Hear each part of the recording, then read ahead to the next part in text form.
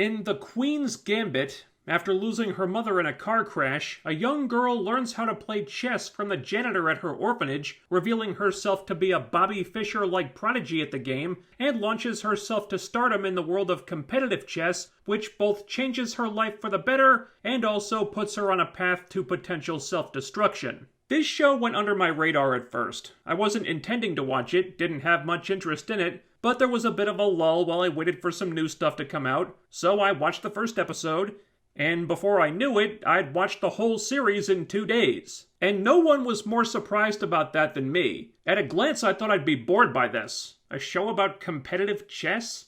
Doesn't seem like my kind of thing. But it turns out it's less a story about chess and more of a psychological drama character study about a girl who plays chess. And in that capacity, this was way more compelling than I expected. You can't review this show without talking about Anya Taylor-Joy's performance as Beth Harmon, which might be one of my favorite performances of the year. This is 100% her vehicle. The whole thing is on her shoulders, and damned if she didn't knock this out of the park. And I feel like I may get some pushback on that, because this is a character who's very socially awkward, introverted, tends to not emote very much, which can make her hard to pin down and figure out. And some people can get impatient with characters like that who are so closed off. So I think her performance could be easily misunderstood, with some people writing it off as too wooden or unexpressive or whatever, but people who think that are missing the point in my opinion. To me, these were clearly deliberate choices made by the actress. She's not being wooden, she's playing someone with symptoms of autism. And that may go over some people's heads, because she's never diagnosed with autism in the show,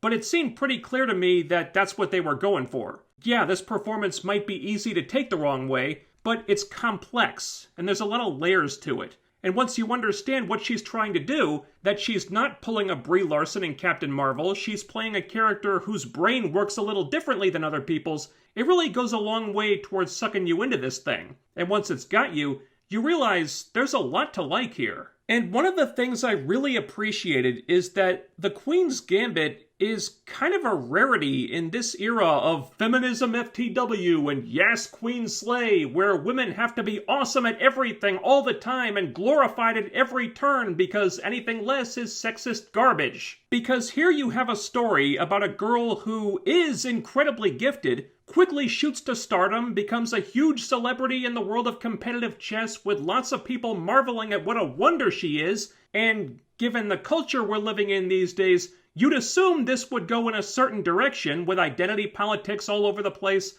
but it doesn't. They actually go in the opposite direction. In fact, I found this really refreshing in that as much as they glorify this character, they never shy away from how flawed she is. She's an addict, she's an alcoholic, she's arrogant, she's a sore loser, she's harboring a lot of pent-up anger that she's never really dealt with, and she's also kind of an asshole who treats other people like crap sometimes. I think it's a testament to how good Anya Taylor-Joy is that she's able to make Beth Harmon continually sympathetic despite all of these things. But unlike with certain other characters in other projects that shall remain nameless, whenever one of these flaws starts rearing its ugly head, there's someone who confronts her to stress that this behavior is not good, what you're doing is not healthy, you need to get off this path you're on. Stuff like that. They don't just let all that stuff fly like it doesn't mean anything. No, her flaws are acknowledged as flaws from the start, which makes her not a Yas Queen Slay sock puppet for female viewers to project themselves onto, but actually a character who is really great at what she does, but still feels like a relatable character, a real person, because she also has a ton of problems that she has to work on and struggle to overcome. Kind of depressing that this feels like the exception instead of the rule in a lot of media that comes out these days. But that's part of the reason why I wanted to review it, because this show deserves more attention. We need more projects like this, not less. Now, having said all that, while I do appreciate the writers making this character flawed and complicated instead of some transparent garbage ideologue, I think they could have taken that a step further. I know this is based on a book, so there's only so many liberties you can take, but maybe this is something the book could have explored more too. Once Beth Harmon enters the world of competitive chess, her trajectory is just up, up, up. And she does make mistakes. She does lose and screw up along the way, don't get that twisted. But whenever it happens, I feel like some of the edge gets taken off the losses because they're not accompanied by any major setbacks. Like she loses somebody important to her, and then she just keeps on winning tournaments. Or she throws a big match because she got drunk the night before,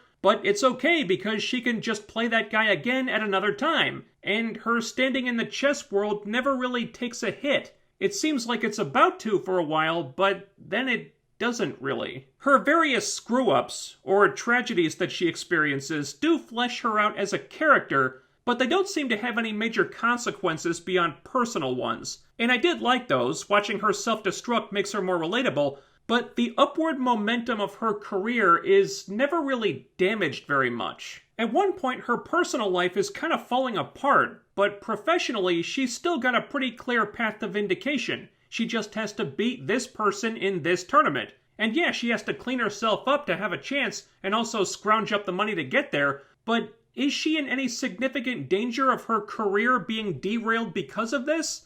Not exactly. Which kind of felt like an opportunity to up the stakes that the writers just passed on. So there are personal consequences to her self-destruction, but not professional ones. Even in those times when she has to eat a big loss, there's always a bit of an out that stops it from being a major setback that forces her to go back to the drawing board or start from scratch or whatever. So her journey to the top of the professional chess game is pretty much a straight line. And the road does get rocky for her, but I thought her arc might have been a little bit more satisfying if she'd gotten thrown off course or pushed back down once or twice.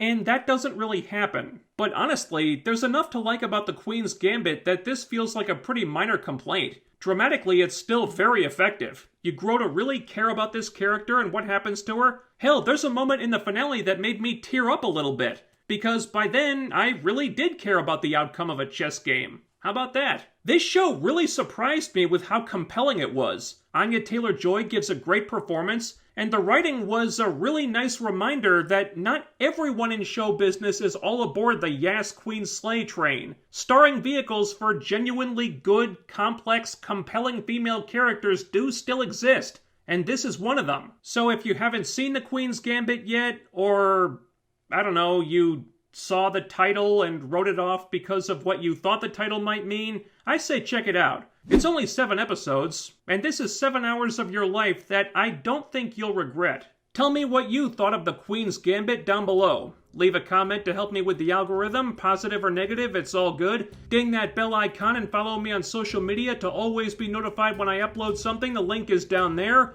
Thumbs up the video, share, subscribe, make sure you're still subscribed, and I'll be back with more reviews very soon. Until then, do all the YouTube things, and I'll see you next time.